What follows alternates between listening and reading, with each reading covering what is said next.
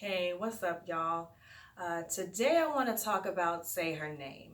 So, you're probably familiar with that phrase or hashtag as it pertains to the senseless deaths of Black women to police violence, many without subsequent justice.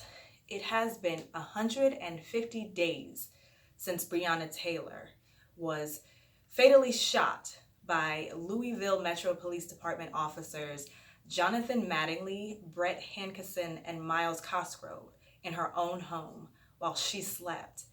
And they still haven't been arrested or charged, though protesters who have been marching and protesting for justice in Breonna's name have been continually arrested. The loss of Breonna and the lack of justice for her family can't be quantified.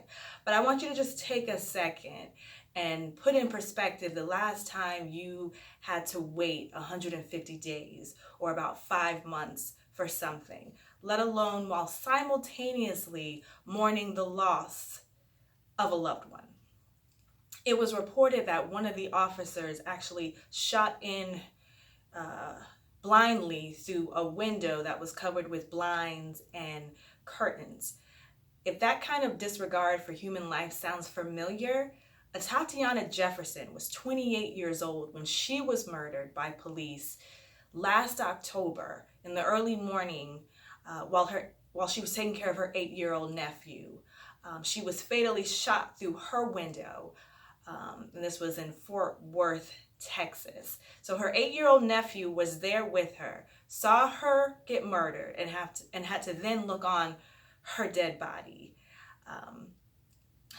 And in speaking of innocent Black children caught in the crosshairs of police violence, Ayanna Jones was 7 years old when police rushed into her home while she was sleeping on her grandmother's couch during a raid looking for a murder suspect.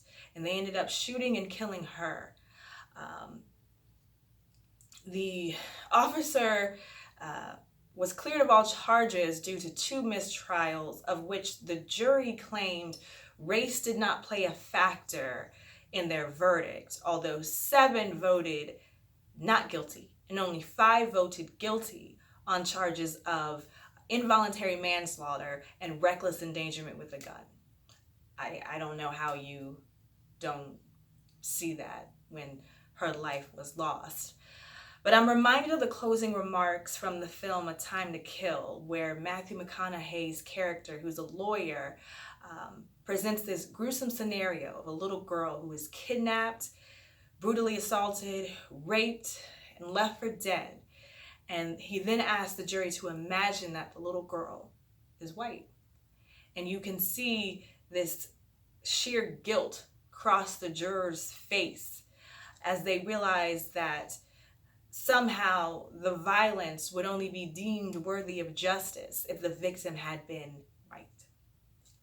But that is how our society continues to function, and that is how our society and the legal system continues to fail Black women.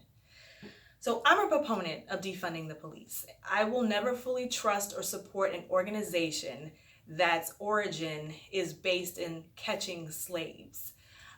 And it fails to evolve from anything, most of the time, beyond the targeting, profiling, and killing of Black and brown people. But I'm also not naive. I am someone who believes that through research and lived experience, in the face of the currently corrupt system, let's be honest, we can create something new and equitable. I also refuse to allow the deaths of these Black women and children I have mentioned, along with, unfortunately, too many others, become an afterthought.